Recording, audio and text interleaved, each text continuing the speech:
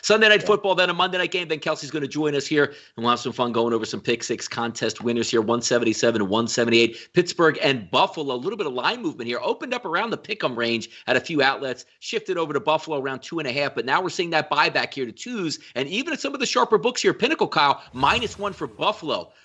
It's funny because I like the Bills in this game, and I think the Bills take care of business. But Pittsburgh getting a little bit healthier back from COVID, I don't like James Conner at all. But without James Conner, they don't even have like an NFL running back on the roster. And you saw it last week where they ran for like 20 yards against the Washington football team. They had a 2-touchdown lead on. That is ridiculous numbers here. Now at least you get a guy that if you hand the football off can plow forward. Pouncey should be back as opposed to a rookie center that's been starting the past couple weeks. I think they get healthy, but I do think they're able to score some points.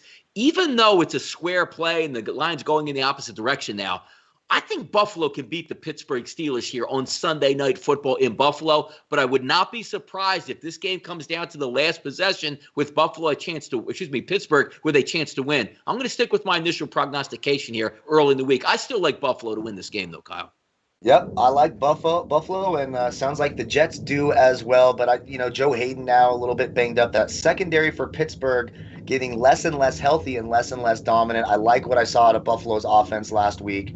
So I am also going to roll with Buffalo, even though Pittsburgh's been good to me for most of the year, especially when laying points or getting points.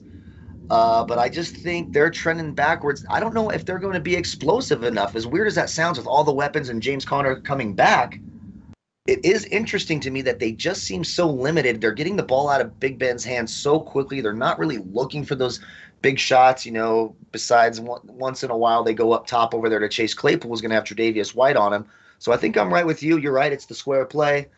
It seems like the easy pick. I am seeing a lot of tickets on some books coming in on Pittsburgh, but I think I'm going to go with you this week. I think I like Buffalo. Should be a big game again for Josh Allen this week against a beat up and less dominant than they were early in the year Pittsburgh secondary.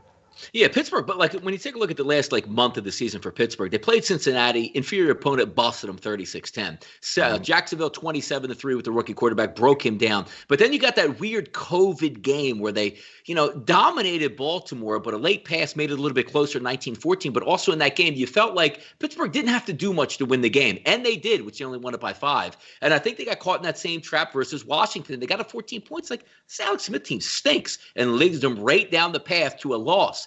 You're not going to be able to do that against Buffalo. Buffalo's not coming out here and being like, hey, let's hand it all 3 yards in a cloud of dust. Josh Allen is coming for blood this weekend against a really good Steelers defense. They're going to have to answer the bell and score points. So I do think this game leads itself to an over as well, because I think both of these offenses should be able to move. Even though I do really like that Steelers defense, Buffalo's on another planet the way Allen is playing, and that offense is moving the football.